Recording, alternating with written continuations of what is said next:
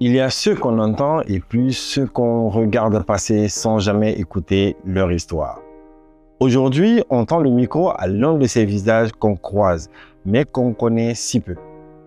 Il quitte son pays, traverse des frontières, affronte l'incertitude, porter ses rêves plus loin que beaucoup n'oseront le faire.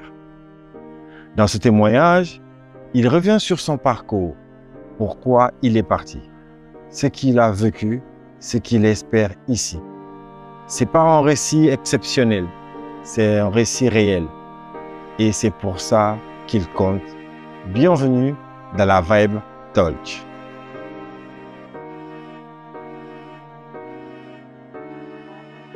Salut Aboubacar. Ouais, salut, comment vous Ravi de te recevoir sur ce plateau. C'est avec un réel plaisir, c'est les supports. Pour pouvoir parler de ton parcours, ce que tu as vécu. D'accord. Et avant même de te dire de te présenter, rassure-toi qu'on est entre amis, Ouais, entre frères. exactement. Une discussion qui va permettre à d'autres de pouvoir s'inspirer de ton histoire. D'accord. Parce que je pense que c'est important, quoi. Très bien. Alors, pour celles et ceux qui ne te connaissent pas, Oui. comment pourrais-tu te présenter? Avant tout, j'aimerais bien d'abord remercier le Tout-Puissant de m'avoir envoyé sur ce plateau, parce que ça fait un réel plaisir et je n'y m'attendais pas du tout. Et je remercie aussi la maison mère, pourquoi pas la plus grande des maisons. Voilà, il faut le dire. Voilà, j'apprécie beaucoup, je suis là, c'est comme si je suis au paradis, quoi. Voilà. Et pour ceux qui me connaissent pas, mon nom c'est Aboubacar Sidiki et je suis vraiment ravi d'être là pour vous relater ma part de vérité, ce que j'ai vécu ailleurs et surtout sur le désert. Et ça me va droit au cœur aussi de pouvoir partager ça avec vous. Super. Alors, pour commencer, tu es jeune. Ouais. Tu décides un matin de partir. Exactement. Mais comme chaque chose a son départ, il y a eu forcément un déclic. Exactement. Qu'est-ce qui te motive? Qu'est-ce qui te pique? Ouais. Qu'est-ce qui te pousse à partir de la Guinée? Ah bon, je vous remercie très bien pour la question et ça compte beaucoup pour moi. Le déclic, c'est pas du tout évident, ça vient pas comme ça. Et je peux dire aussi que c'est Dieu qui en a voulu ainsi. Juste un beau matin comme ça, tu te lèves, tu dis bon, c'est bon, j'emballe tout et puis je pars. Ouais, c'est pas du tout une décision qui vient comme ça. Ouais, j'en suis conscient. Donc, ma grand-mère maternelle, c'est elle qui s'occupait de moi. Malgré, il y avait ma mère, bon, disons, voilà, vous savez, les situations ne sont pas les mêmes. Donc, ma grand-mère, des fois, j'ai envoyé même la clé, j'ai ramassé des clés pour venir la donner, pour dire ma grand-mère, vous voyez, cette clé, ça, c'est la clé de la fortune, de ta voiture un jour. Donc, puis elle prend la clé avec un sourire qui me donne la force. Dire que, ouais, je sais que tu es un homme de parole et tu feras quelque chose d'énorme demain. J'en suis conscient que tu achèteras la voiture là pour moi. J'ai dit oui, ça c'est la clé de ta voiture. Donc avec tout ça, au final, en fait, je suis allé à l'école et tout, mais je voyais que voilà, rien n'est changé. La situation est toujours la même. Tu t'es limité. Je me suis limité en terminale. Ouais. Tu avais fait le bac ou tu n'avais pas fait le bac? Non, pas faire de bac. D'accord. Pas faire de bac. Donc, c'est un peu comme ça. Donc, au final, comme avec les études, je me suis dit, bon, regarde, je pars à l'école d'abord. Je suis en histoire avec ce qui m'a poussé quoi, à aller.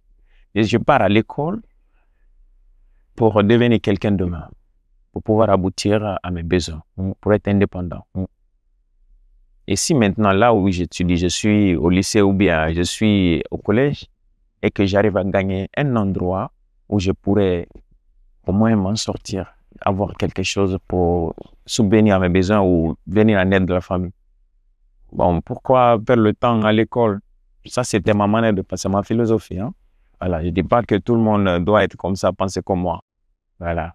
Donc, c'est un peu ça. Donc, vu que les études n'allaient pas et que la famille souffrait énormément, donc, du coup, tu t'es dit de sacrifier toi. Je me sacrifier parce que Dieu, ouais, je sentais ça en moi, quoi. Il y avait une partie en moi qui disait le besoin. Voilà, que la famille a besoin de toi. Super. Ouais. Alors, tu restes dans le besoin là, Ouais. dans cette énergie. Ouais. Comment tu rentres en contact Ouais. avec la personne qui t'aide D'accord. pour pouvoir quitter la Guinée? Exactement. Il fait une fois, il y avait une personne très importante pour moi que j'avais connue, un frère, je peux dire comme ça. Donc, lui, des fois, il me dépannait en Guinée ici. Étant ici, il travaille très bien. Il gagnait sa vie. D'un coup, je vois qu'il a disparu. Il est parti de l'autre côté. Où il est parti, je ne savais pas. Mais au final, il m'avait recontacté pour dire qu'il était en Algérie. J'ai dit, waouh. Il a commencé à me donner des histoires de l'Algérie et tout, voilà, me donner des trucs de motivation pour pouvoir aller. Il me disait que là-bas, c'est mieux que la Guinée et tout. Donc, du coup, moi aussi, j'ai dit, d'accord, j'ai compris, je vais réfléchir. Et donc, c'est comme ça, le mouvement est venu. D'accord. Alors, il t'explique les réalités de l'Algérie.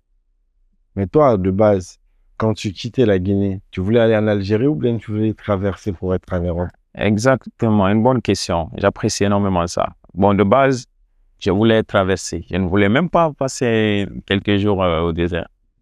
Ah oui, ça c'était mon plus grand souhait.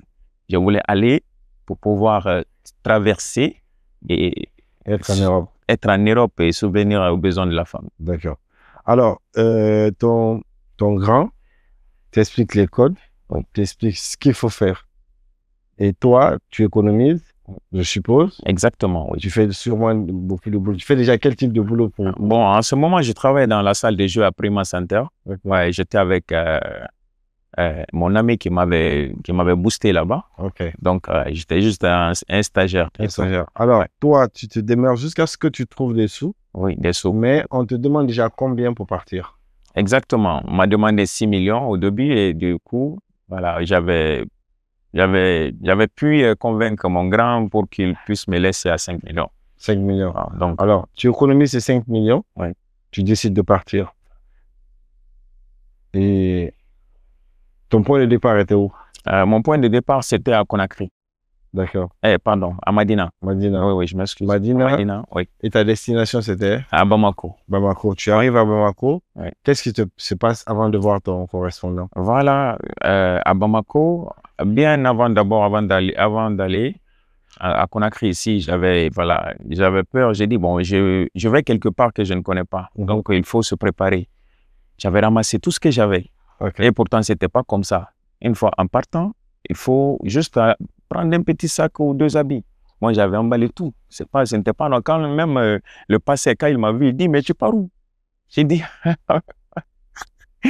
bon, c'était, voilà quoi, c'était un peu, j'ai ramassé tout. Et ça se passait pas comme ça. Bon, en fait, vous savez, il y a une partie que les gens oublient. Là-bas, les gens qui te disent d'aller, ils te disent pas la vérité. Ils t'expliquent pas la réalité du terrain. Ouais, ça c'est caché. Ça, c'est sans vous mentir. Ça, tu découvres sur le terrain. Sur le terrain. D'accord. Toi, tu arrives, tu rencontres déjà ton passeur, ton premier passeur. Oui. Qui va t'embarquer. Exactement. Dans le Bamako, oui. Destination? Destination Tombouctou. Tombouctou. Oui. Maintenant, avant d'arriver, est-ce que tu as eu des incidents? Bien sûr. Avant d'avoir, quand je suis arrivé à Bamako, tu verras là-bas les gens qui te disent il y a Maroc, il y a comment on appelle, Amérique directe, et voilà, France directe. Ah oui, bien sûr. Tu t'es dit, tu pars où? En France, c'est assuré, viens, on discute. Et puis, voilà, c'est déjà ça te panique. Si au moins tu n'es pas cadré, ça te donne le panique total. Oui, bien sûr. Et c'est comme ça, on emballe beaucoup de gens. On peut te prendre, on te laisse juste dans un village de l'Algérie. Et c'est bon. C'est parti. Tu te démerdes, on mange ton arbre, tu ne le verras pas l'intéresser. Vu que déjà tu as la niaque d'aller en Europe et tout, donc tu donnes tout ce que tu as. Yeah. Donc c'est un peu comme ça. Donc avec moi, avec mon passeur, quand je suis arrivé, donc j'ai vu ça, vu que lui, il est venu me chercher à la gare. Voilà. Donc c'est ce qu'il m'avait dit. Quand tu viens, n'écoute personne. Calme-toi, je vais venir, tu m'appelles, je vais envoyer mon taximètre, il va venir te chercher. Okay. Et ça s'est passé comme ça, je suis parti chez lui, et nous sommes restés, il m'a bien accueilli, hein, je l'admets, il était très sympa, avec sa famille, il vit avec sa famille.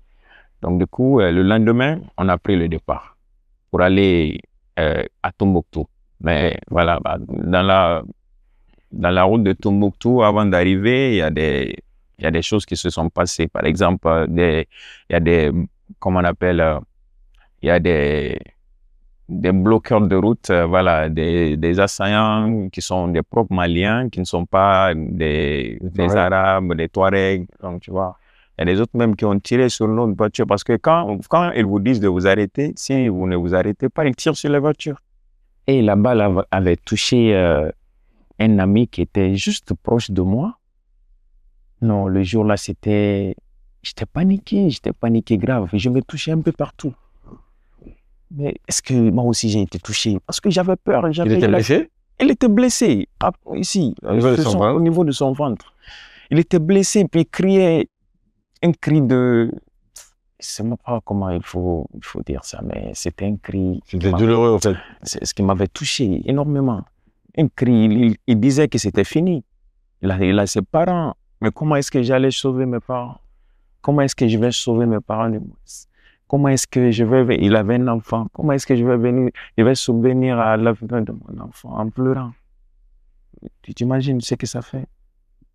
C'est toi à côté de lui? J'avais mon frisson à part. C'était grave. Dans ma tête, j'ai dit, mais avec un tremblant, je ne pouvais même pas parler. Pour le toucher même, c'était un problème.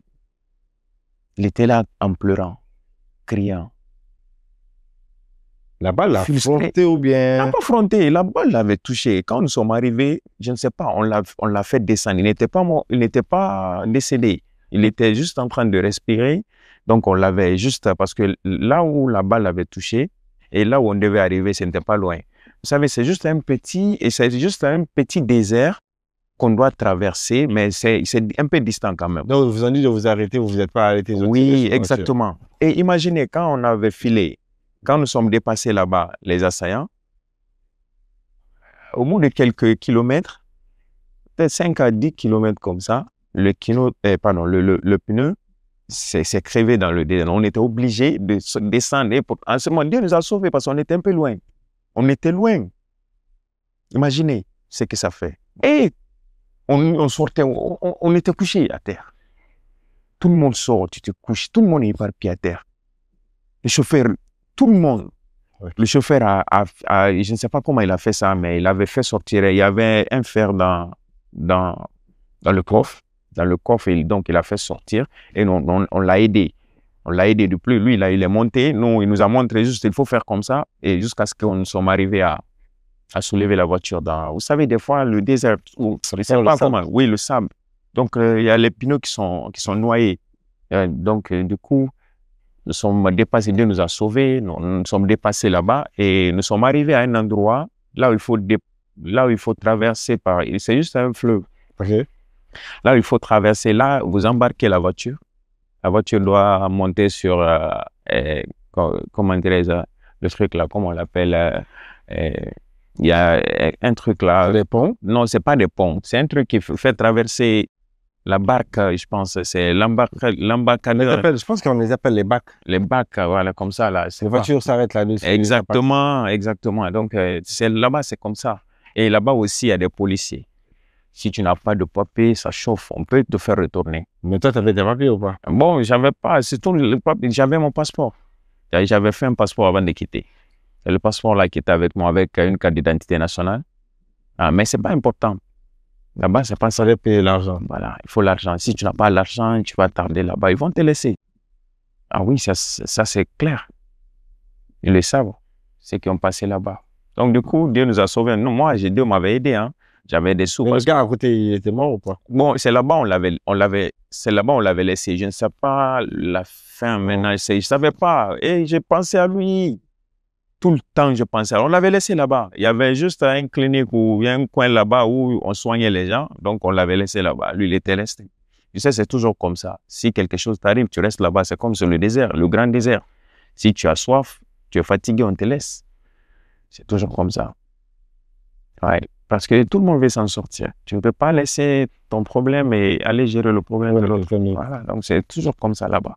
D'accord, là, tu arrives, tu traverses. Oui, et on a traversé et il y a là-bas, quand on a traversé, il y a juste quelques kilomètres pour arriver à Tombouctou. C'est pas loin, disons 10 kilomètres ou bien, non, pas du tout, 5 comme ça, 5 kilomètres et voilà. Dès qu'on traverse là-bas, on continue la voiture. Ils nous laissent ils nous laissent à destination et maintenant on appelle le passeur. Il y a un guide là-bas aussi qui vient nous récupérer ou bien il ne vient pas en personne, il ne vient jamais en personne. Ils envoient toujours ces petits ou bien ces gens qui sont sur le terrain, ces collaborateurs, exactement. Donc, ça s'est passé comme ça. Nous sommes arrivés à Tombouctou. Et à Tombouctou aussi, là-bas, en ce moment, ça s'offrait. Il y avait l'armée, il y avait une force française là-bas. Ah oui, j'ai vu les Français avec leurs mitrailleuses là-bas dans les voitures. Ils circulaient dans le coin de Tombouctou. Ça m'a effrayé. Il y avait une voiture automatique comme ça. Comment dirais-je, une mitrailleuse automatique qui est posée sur la voiture. Personne ne commande qui regarde avant que la voiture ne sorte. Ah oui, c'est qui est déposée sur la voiture. Quand j'avais vu ça, j'ai fui, je suis rentré dans la cour du passeur, quoi. J'étais dehors comme ça. Soudain, je vois une voiture bizarre comme ça avec une mitrailleuse. Voilà. Comment c'est nouveau pour toi. C'est nouveau. Je n'ai jamais vécu les trucs comme ça en Guinée. Donc, du coup, vous savez, je ne m'attendais jamais à voir les trucs comme ça. Voilà, c'est toujours comme ça la vie. Donc, du coup, quand nous sommes arrivés à Tombouctou, là-bas, le passeur a organisé notre traversée pour aller sur le désert, hein, pour aller à, comment dire, dans la zone des Algériens. Parce que c'est de Tombouctou, il y a un grand désert à traverser. De combien de kilomètres? Et un kilo, disons, je peux dire de 400 ou 300 kilomètres comme ça à parcourir. Ok. Oui. Très grand désert. Vous allez, par exemple, regarde, vous pouvez courir le matin jusqu'au soir et jusqu'au lendemain. Donc, la traversée, ça te fait 2 jours? Oh non, bon, disons 1 jour et demi comme ça. Ok. Ouais, 1 jour et demi. Ça dépend, hein, parce que les voitures peuvent tomber en panne là-bas. Ouais. Oui, ça se fait. Ça tombe en panne, il faut un secours. Et sur le désert, tu vois rien. Rien. Et en cours de route, les pick-up qui nous prennent, c'est des Hilux là. On vous embarque à plus de 18 personnes derrière. D'accord. Hilux, vous les connaissez, non? Voilà, les voitures là, les pick-up. 18 personnes, imaginez. Et sur le désert, il y a le mouvement. Le mouvement de sable, par exemple, quand le désert est tordu comme ça, tu vois, la voiture se balance comme ça. Si c'est lui qui s'endort, si tu tombes, on te laisse là-bas. Nous, on a laissé 2 personnes derrière. Personne n'est revenu vous les chercher. Ah oui. Sans rien, voilà. Tu ne vois même pas quelque chose. Tu ne vois rien, brother. C'est catastrophique sur le désert, sauf on vous raconte. Si tu tombes, on te laisse là-bas. Personne ne viendra te secourir. Parce qu'eux aussi, ils ont peur. Il y a des assaillants sur le désert. Alors là-bas, il y a les Touaregs là-bas. Le grand désert là. C'est là-bas, il y a des Touaregs qui sont armés. Jusqu'aux dents, ils s'en foutent. Quand on a traversé, il y avait une deuxième voiture qui était derrière nous. Parce qu'on sort toujours à 2. Il y a les autres qui restent derrière. Toujours le convoi se suit. Des fois. Mais ce n'est pas tout le temps. Nous, on était de ceux qui étaient derrière. Les Touaregs les ont pris. Et c'est là-bas, il y avait, comment on appelle, il y avait des connaissances, parce qu'on était en groupe avant de se séparer. Okay. Parce que la voiture ne pouvait pas transporter tout le monde. Voilà, donc on sépare les groupes. Ceux qui sont là-bas, non, ça n'a pas été facile du tout. Et puis il y avait les Libériens, il y avait les Burkinabés, ils ne comprenaient pas déjà le dialecte. Donc tu vois, la dialecte du moins. Donc, et du coup, on les a attrapés. Il y avait un Nigérien, un Libérien du moins que je connaissais, c'est moi qui l'aidais à s'en sortir, à communiquer. Quand s'il veut quelque chose, il me voit, parce que moi déjà, je suis un peu bon dans les dialectes et tout. Voilà, donc je comprenais un peu aussi du malinké. Donc du coup, comme il y avait des Maliens là-bas, et aussi il y avait des Touaregs qui comprenaient aussi Bambara. Donc tu vois, c'était facile de communiquer avec eux. Okay. Mais si tu es étranger, tu comprends que l'anglais, c'est pas facile. Donc on avait tiré, ils étaient 2. Il y avait une fille ils ont envoyé une fille dans leur convoi, soi-disant que c'était leur sœur. Non, c'était la copine d'un d'entre eux. Maintenant, le Touareg avait dit de se faire plaisir avec la fille. Ah oui, bien sûr, c'est toujours comme ça se passe. Voilà. Maintenant, le monsieur, il a résisté alors que le Touareg est armé. Les Touaregs, ils sont comme ça, ils fument d'abord. Comme ça, ils sont armés. Ils sont armés avec des kalachnikovs. Voilà. Sur le désert, en passant d'abord, on tire un peu partout. En conduisant, hein, tire comme ça.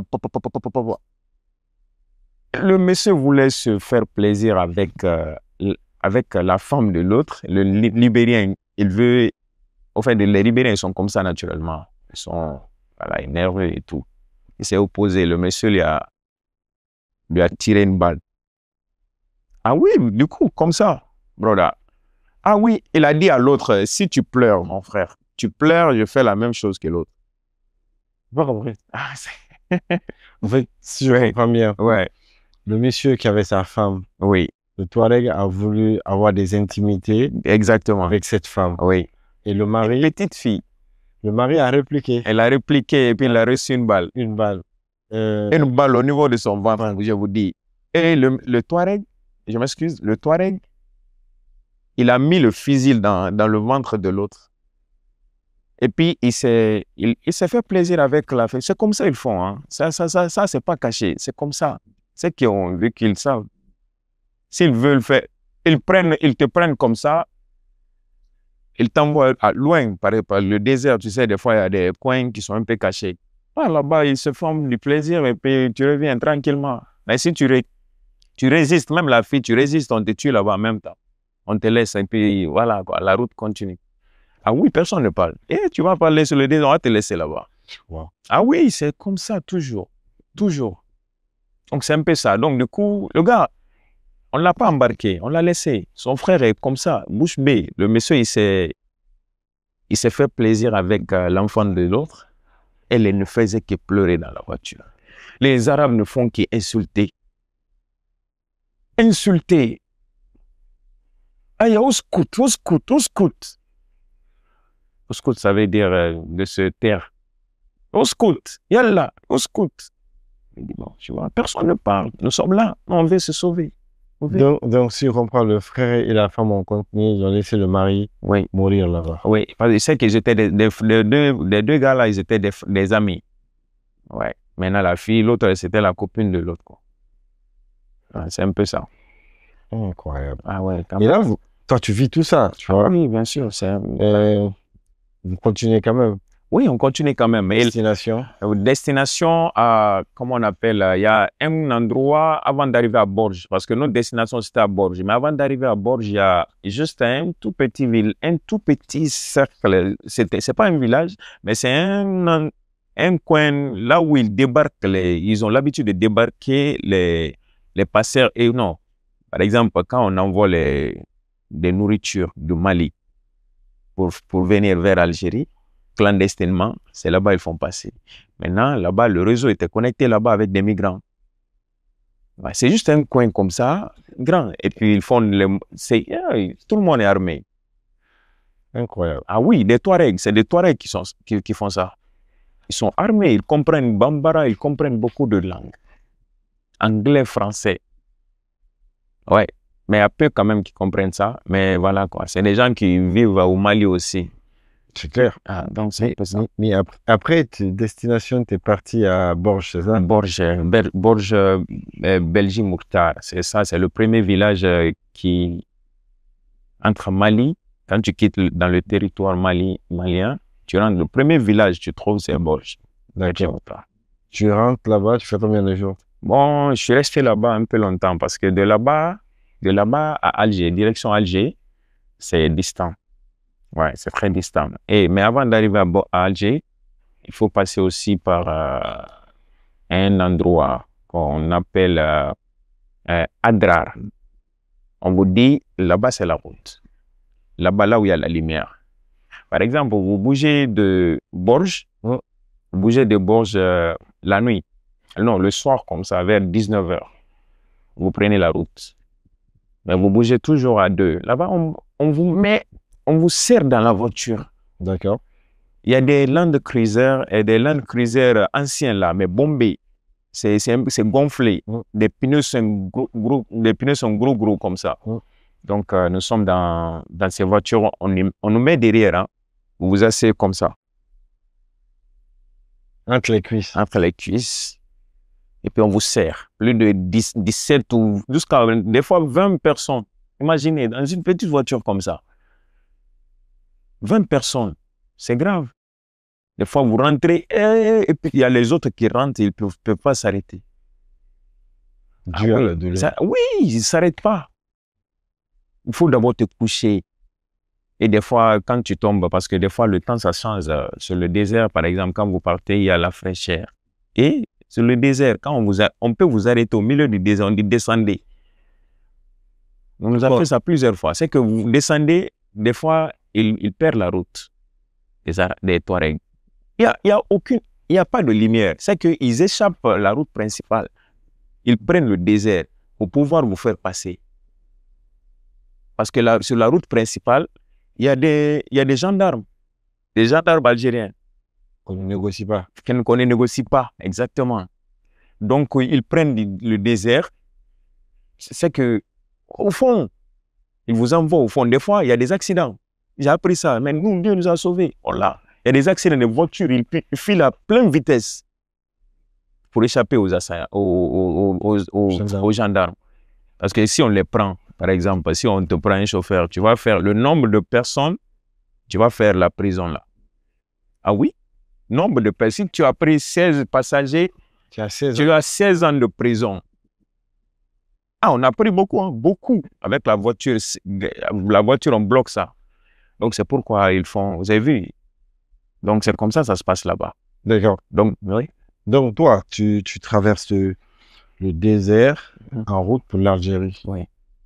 Quand tu vivais tout ça, le grand qui t'avait mis en contact avec le pasteur t'appelait? Non. Il n'y avait pas de contact. C'est sauf quand tu arrives à destination. Là, par exemple, si on t'a dit de quitter Conakry, Bamako, quand tu arrives à Bamako, sur le correspondant, là, vous pourrez parler. D'accord. Alors, toi, tu fais déjà combien de jours pour traverser là où tu étais pour arriver en Algérie? Bon, je fais, disons, 5 jours comme ça. D'accord. Ah oui, entre les difficultés. Ouais, 5 jours. Mais là, par contre, sur le désert, il n'y a pas eu d'autres incidents? Et si. Par exemple, sur le désert, quand on avait une fois perdu la route. Ouais, on s'est perdu. Donc, du coup, on nous a, comme je viens à peine de dire, on nous a mis dans un coin. On a passé un jour là-bas. C'est ce qui a fait qu'on a fait 5 jours. Sinon, normalement, c'est 4 jours, 3 jours. Okay. Ouais. Donc, nous sommes restés là-bas, cachés. On a passé la nuit là-bas. Ils sont venus le matin parce qu'ils ne pourront pas venir se montrer le matin. Non, ils vont aller garer les voitures dans un endroit éloigné, lointain, pour pouvoir se repérer.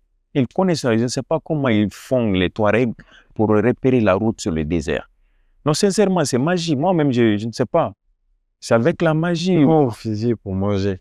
Pour manger, disons, voilà, c'est eux qui, ils ont des macaronis et tout, et voilà, ils ont aussi non, on vient avec, avant de s'embarquer à Tombouctou, il y a des bouteilles d'eau qu'on vous propose d'acheter.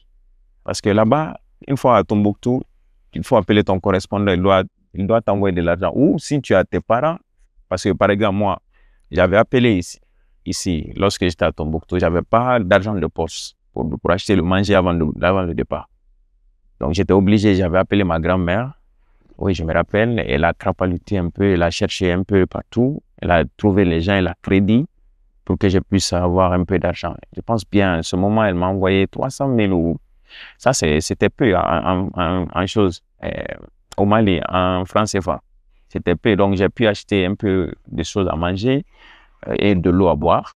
Mais si l'eau finit, vous savez, sur le désert aussi, il faut comprendre une chose. Une fois dans la difficulté, tu ne penses pas à chercher à manger, tu ne penses pas à manger, tu ne penses pas à survivre. Tu cherches à survivre et tu sais que tu n'auras même pas faim. C'est ce que je vais dire, quoi. Peut-être tu auras soif, mais tu n'auras pas faim. Voilà, c'est la réalité. Hein. Okay, il faut juste être là. Voilà. Comprendre. Voilà. Est-ce que tu as manqué d'eau une fois sur le désert? Oui, bien sûr. Comment tu as fait? Bon, ça, disons, et ça, c'était quand j'ai été refoulé. Ça, c'était après toute l'histoire là. J'ai été refoulé 2 fois en Algérie. Attends, donc. Voilà, donc ça. Attends. Ouais. Maintenant, quand tu étais sur le désert, tu avais pu rentrer en Algérie? Oui, j'ai pu rentrer en Algérie et quand le coin dont je vous ai parlé là où les gens se limitent, vous restez là-bas la nuit. Jusqu'à la nuit, comme ça, il y a des guides c'est des passeurs, c'est eux qui vous montrent la route, mais c'est juste comme quitter ici, aller au centre émetteur. C'est pour rentrer, parce qu'il y a la frontière entre Mali et là-bas. Pour rentrer à Borj, on vous envoie juste ici. Ici, c'est Mali. Il y a la frontière un peu au centre émetteur. Donc, pour dépasser là-bas, la nuit, comme ça, les militaires, les gendarmes sont fatigués, ils sont couchés. Donc, on vous fait passer en marchant. Il n'y a pas de bruit. Et là-bas, les gens se perdent. Il y a les autres, ils restent derrière. Parce que vous marchez avec une vitesse rapide. Oh, si tu restes derrière, c'est bon, c'est foutu. Il n'y a pas de lumière. Donc, il faut suivre les guides. Donc, c'est un peu comme ça. Donc, c'est comme ça qu'on a pu rentrer. Quand nous sommes rentrés aussi, il y avait les enfants des Algériens qui n'aiment pas le noir. Quand ils te voient seulement, ils communiquent. Ils lancent le message. Ils soufflent. Je ne sais pas comment ils font ça. Ils ont une manière de souffler là. Quand ils soufflent seulement, les autres, voilà, ils sont alertés. Des fois, ils viennent, ils vous enlèvent tout ce que vous avez, les téléphones, l'argent, tout. Des fois même, ils peuvent vous agresser, vous piquer avec des couteaux parce que c'est leur travail, ça, c'est leur force, ça, avec le couteau et tout. Donc, c'est ça. Et puis surtout, moi, Dieu m'avait sauvé. Parce que notre convoi aussi a été béni. Là où nous sommes passés là, à la frontière, souvent, les gendarmes sont là-bas. Mais le jour-là, les gendarmes n'étaient pas là-bas. Je ne sais pas où ils étaient. Il y avait leur camion était garé, mais il n'y avait pas de gendarmes. Donc, je peux dire que là-bas, parce que moi, je peux passer, mais l'autre qui va passer là, va confirmer. Ah oui, c'est toujours comme ça. Et puis, quand les gendarmes là vous prennent, ils vous enlèvent tout ce que vous avez. On vous laisse rentrer. C'est toujours comme ça. Donc, tu arrives déjà en Algérie. Oui. Est-ce que tu rencontres déjà ton village? Bon, oui, bien sûr. Là-bas, oui, dans le premier village à Borj. Donc là-bas, il y a le correspondant. Le guide là nous envoie directement chez le correspondant. Et on a des différents correspondants, des différentes personnes.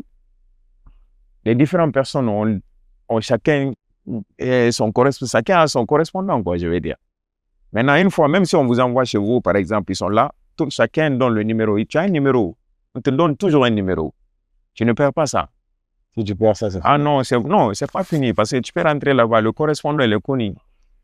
Tu peux dire, bon, je suis venu chez tel c'est Sekou, ou bien ce Bangoura, ou bien ce Mohamed. Une référence. Exactement. Maintenant, qu'est-ce qui se passe quand tu vois ton gars? Bon, non, c'est pas là-bas. Lui, il était à Alger déjà. Maintenant, moi, je dois traverser la route pour Alger. Et j'ai eu des difficultés. J'ai été refoulé. Avant que je n'aille là-bas. Parce que, oui, à Adrar. Comment tu as été refoulé? Voilà, donc vous savez, de Borj, on vous envoie d'abord à Adrar. Adrar, là-bas, nous sommes restés parce que des fois, il y a le refoulement. Oui, ils font le refoulement le vendredi, le rapatriement, quoi. Quand ils t'attrapent, c'est directement au désert. C'est ce qui m'est arrivé. Voilà, et ça n'a pas été facile.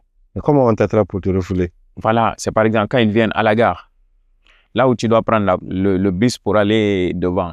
Par exemple, parce qu'il y a comme Alger c'est loin, il y a des villes, il faut arriver. Par exemple, quand tu arrives à Adrar, de Adrar, tu prends Adrar pour aller à, comment on appelle, Adrar pour aller à Gardaya.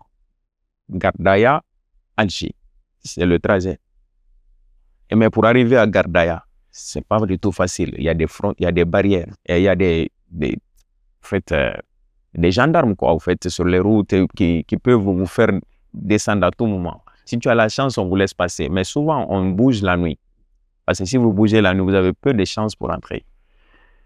Et nous, comment c'était passé? Quand nous sommes venus à Gardaya, Le bus nous a envoyés à Gardaya le matin. Non, le matin vers 5 heures. Ok. Nous sommes restés là-bas pour pouvoir trouver un autre bus pour aller. Ils nous ont demandé, il faut le passeport pour payer un billet. Que le passeport soit cacheté ou pas. Oui. Il faut avoir un passeport pour payer un billet pour aller à Alger. Maintenant, si tu n'as pas de passeport, tu es obligé de passer par un passeur qui va te faire passer clandestinement. Et tu vas payer beaucoup d'argent. Et toi, J'avais un passeport. Maintenant, mon ami, j'étais avec un ami, c'était le petit de mon grand aussi, qui était en Guinée. Non, lui, il était en Sierra Leone. Il est venu à Bamako, me trouver là-bas. On a fait le chemin ensemble. Okay. Donc, avec le passeport là-bas, nous sommes restés. Mon ami n'avait pas, je ne pouvais pas le laisser. Le gars a dit de cheminer ensemble. Donc, je lui ai dit quoi? On s'est discuté. Je dis, restons ici. On va rester ici. On va peut-être trouver une solution. Nous sommes restés jusqu'au matin. Le matin, bonne heure, il y a le refoulement. Le matin, bonne heure, il y a des patrouilles. Nous, on ne savait pas. C'était la première fois qu'on arrive là-bas.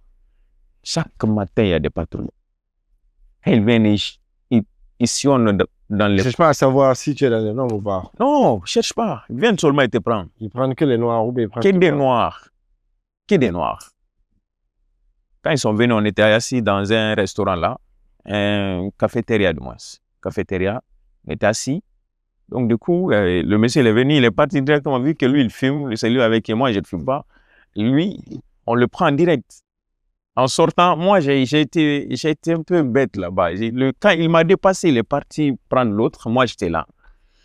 Mais je ne connaissais pas aussi. Voilà, je ne connais pas, personne ne pourra te guider. Ah oui. Je me suis assis, j'ai dit peut-être là, je suis sauvé. Non, en sortant, il m'a pris aussi. Nous sommes partis. Il m'a pris par la chemise comme ça et je l'ai suivi. Ah, mais je vais le suivre, mais je n'ai rien fait. J'étais obligé, nous nous a envoyés dans un camp de rassemblement. C'était où? C'était dans le même Gardaya, mais c'est juste un peu éloigné de la gare. D'accord. Vous avez été refoulé où? On nous a refoulés à chose, comment on appelle, derrière Borges. Okay. Derrière Borges encore. Imaginez, quitter Borges, Adrar, Gardaya. On vous prend de Gardaya encore jusqu'à derrière Borges. C'est là-bas qu'on appelle Khalil. Ouais. C'est un coin qu'on appelle Khalil. Là-bas, c'est aussi une autre frontière parce qu'il y a une route qu'on peut prendre de Mali pour venir à Gao, Khalil, pour venir entrer en Algérie. Ça aussi, c'est une autre route. Donc après, toi, tu as été refoulé. Oui, à Khalil, oui. Maintenant, après, tu fais comment pour revenir? Voilà. Maintenant, j'ai appelé encore le passeur qui nous a embarqué de Borges pour Adrar. On l'a appelé encore. Ah, on nous a pris nous sommes retournés encore. Nous sommes derrière vous ici. Ils ont dit, ah bon, il faut faire tout le soir. Vous allez marcher parce que dès là-bas, c'est comme quitter ici, aller à l'aéroport. Tu peux marcher. Oui, on a marché. On était 3, notre équipe. On a marché la nuit. Tu attends seulement le soir parce qu'en ce moment, il y a des radars. Les Algériens, ils sont fatigués. Ils ne te voient pas. Ils ne surveillent pas trop la nuit. Donc, on a pris la tangente. En même temps, on a marché. C'est là-bas on voyait des corps quand même. Hein, parce que là-bas, souvent, ils laissent les gens sans l'eau. On dit, il faut marcher pour aller à l'aéroport. Retourner où? Ah oui. On a vu les sacs déposés. Et voilà. C'était grave. On a même me montré. Je ne voulais même pas voir ça parce que je sais ce que j'avais vécu. C'était un peu frustrant et tout. Voilà. Surtout la balle qui avait touché jusqu'à présent, je ressens ça. Parce que je sais ce que ça fait. Je sais qu'on avait peut-être les mêmes objectifs. Et il n'a pas abouti à sa fin. Et donc, c'est un peu, ça m'a, jusqu'à présent, je pense à ça. Imaginez, lui, ses parents sont où? Il est parti comme ça sans que ses parents ne le connaissent. Ah. Donc, alors, tu traverses déjà après le refoulement, tu reviens encore à Borges pour venir encore recommencer encore un autre nouveau départ parce qu'il faut que je monte. D'accord. Alors, tu doutes pour rentrer. Est-ce que c'est la deuxième fois là que tu rentres? Voilà, c'est la deuxième fois là que j'ai commencé. Quand j'ai commencé, là, imaginez, hein, quand nous sommes arrivés à Gardaya, le jour-là, ça c'était la nuit. C'est que Dieu m'avait sauvé le jour-là. C'était la nuit et on nous a